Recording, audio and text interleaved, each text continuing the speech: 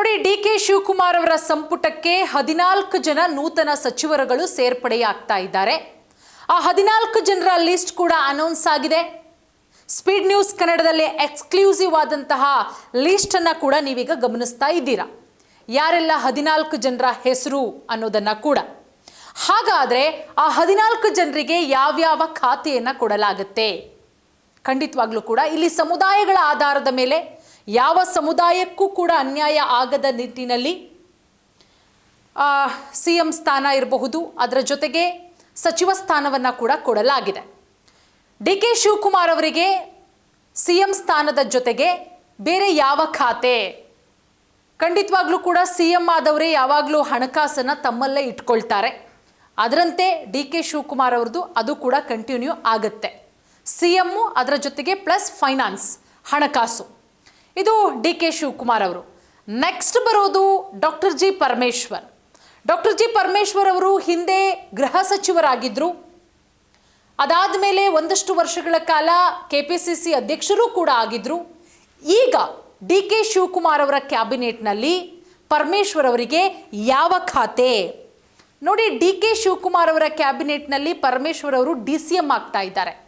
ನೋಡಿ, ಡಿ.ಕೆ. ಶಿವಕುಮಾರ್ ಅವರೇ ಸಿಎಂ ಅಂತ ಹೇಳಿದಂತಹ ಟೈಮಲ್ಲಿ 4 DCMಗಳು ಅನ್ನುವಂತಹ ವಿಚಾರಗಳು ಕೂಡ ಕೇಳಿಬರ್ತಾ ಇತ್ತು. ಆ 4 ಹೋಗಿ 3 ಆಯಿತು. ಪರಮೇಶ್ವರ್ ಅವರ ಹೆಸರು ಕೇಳಿಬಂತು, ಸತೀಶ್ ಜಾರಕಿಹೊಳಿ ಅವರ ಹೆಸರು ಕೂಡ ಕೇಳಿಬಂತು, MB ಪಾಟೀಲ್ ಅವರ ಹೆಸರು ಕೂಡ ಕೇಳಿಬಂತು, ಯತೀಂದ್ರ ಸಿದ್ದರಾಮಯ್ಯನವರ ಹೆಸರು ಕೂಡ ಕೇಳಿಬಂತು. ಈಗ ಅವರೆಲ್ಲರನ್ನ ಬಿಟ್ಟು DCM ಆಗಿ ಡಾಕ್ಟರ್ ಜಿ ಪರಮೇಶ್ವರ್ ಅವರು ಆಗ್ತಾ ಇದ್ದಾರೆ. ನಂಬರ್ 2. ಇನ್ನು 3, ಕೃಷ್ಣ ಭೈರೇಗೌಡ ಎಗೇನ್ ಕಂದಾಯ ಸಚಿವರಾಗಿದ್ದರು ಸಿದ್ದರಾಮಯ್ಯ ಅವರ ಸಂಪುಟದಲ್ಲಿ. ಸೊ ಕೃಷ್ಣ ಭೈರೇಗೌಡ ಅವರಿಗೆ ಡಿ.ಕೆ. ಶಿವಕುಮಾರ್ ಅವರ ಸಂಪುಟದಲ್ಲಿ ನಗರಾಭಿವೃದ್ಧಿ ಖಾತೆಯನ್ನು ಕೊಡಲಾಗ್ತಾ ಇದೆ.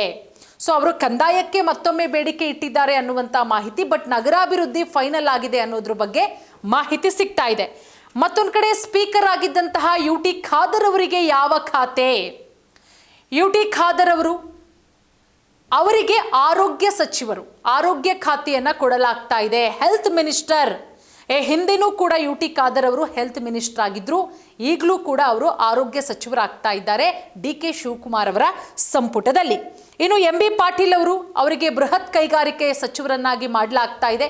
MB ಪಾಟೀಲ್ DCM ರೇಸಲ್ಲೂ ಕೂಡ ಇದ್ರು. MB ಪಾಟೀಲ್ ಕೊನೆಗೆ ಅವರಿಗೆ ಒಳ್ಳೆಯ ಖಾತೆಯನ್ನು ಕೊಡಲಾಗ್ತಾ ಇದೆ. ಅದರ ಜೊತೆಗೆ ಸತೀಶ್ ಜಾರಕಿಹೊಳಿ ಅವರು ಕೂಡ ಅಷ್ಟೇನೆ. ಇವತ್ತು ಬೆಳಗ್ಗೆ ತಾನೇ ನಾನು ಕೂಡ DCM ಸ್ಥಾನದ ಆಕಾಂಕ್ಷಿ ಅನ್ನುವ ಮಾತುಗಳನ್ನು ಕೂಡ ಹೇಳಿದರು.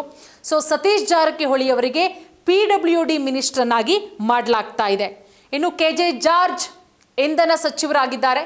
KJ ಜಾರ್ಜ್ ಅವರನ್ನ ಇಂಧನ ಸಚಿವರನ್ನಾಗಿ ಮಾಡಲಾಗಿದೆ. ಡಿ.ಕೆ. ಶಿವಕುಮಾರ್ ಅವರ ಸಂಪುಟದಲ್ಲಿ KJ ಜಾರ್ಜ್ ಅವರು ಇಂಧನ ಮಂತ್ರಿಯಾಗಿರಲಿದ್ದಾರೆ.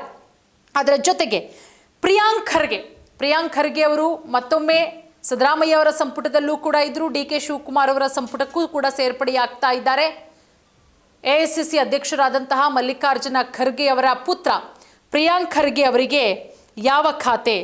ಪ್ರಿಯಾಂಕ್ ಖರ್ಗೆ ಅವರಿಗೆ ಗೃಹ ಖಾತೆಯನ್ನು ಕೊಡುವಂತಹ ಸಾಧ್ಯತೆಗಳು ಕೂಡ ಇದೆ. ಹೋಮ್ ಮಿನಿಸ್ಟರ್ ಒಂದು ಒಳ್ಳೆ ಖಾತೆಯನ್ನು ಕೊಡುವಂತಹ ಸಾಧ್ಯತೆಗಳಿದೆ. ಹಾಗೆ KH ಮುನಿಯಪ್ಪ ಅವರು ಆಹಾರ ಸಚಿವರಾಗಿದ್ದರು ಸಿದ್ದರಾಮಯ್ಯ ಅವರ ಸಂಪುಟದಲ್ಲಿ. ಸೊ KH ಮುನಿಯಪ್ಪ ಅವರಿಗೆ ಸಮಾಜ ಕಲ್ಯಾಣ ಸಚಿವ ಸ್ಥಾನ ಕೊಡೋ ಸಾಧ್ಯತೆಗಳಿದೆ. ಹಾಗೆ ರಾಮಲಿಂಗಾರೆಡ್ಡಿ ಅವರಿಗೆ, ಅವರು ಹಿಂದೆನೂ ಕೂಡ ಸಾರಿಗೆ ಸಚಿವರಾಗಿದ್ದರು, ಮುಜರಾಯಿ ಸಚಿವರಾಗಿದ್ದರು. ಸೊ ಅದೇ ಕಂಟಿನ್ಯೂ ಆಗುವಂತಹ ಸಾಧ್ಯತೆಗಳಿದೆ ಡಿ.ಕೆ. ಶಿವಕುಮಾರ್ ಅವರ ಸಂಪುಟದಲ್ಲಿ. ಇನ್ನು ಭೈರತಿ ಸುರೇಶ್ ಅವರಿಗೆ ಜಲಸಂಪನ್ಮೂಲ ಖಾತೆಯನ್ನು ಕೊಡುವಂತಹ ಸಾಧ್ಯತೆಗಳಿದೆ. ಇನ್ನು ಈಶ್ವರ್ ಖಂಡ್ರೆ ಸಿದ್ದರಾಮಯ್ಯ ಅವರ ಸಂಪುಟದಲ್ಲಿ ಅರಣ್ಯ ಸಚಿವರಾಗಿದ್ದರು. ಸೊ ಅದೇ ಕಂಟಿನ್ಯೂ ಆಗುವಂತಹ ಸಾಧ್ಯತೆಗಳಿದೆ.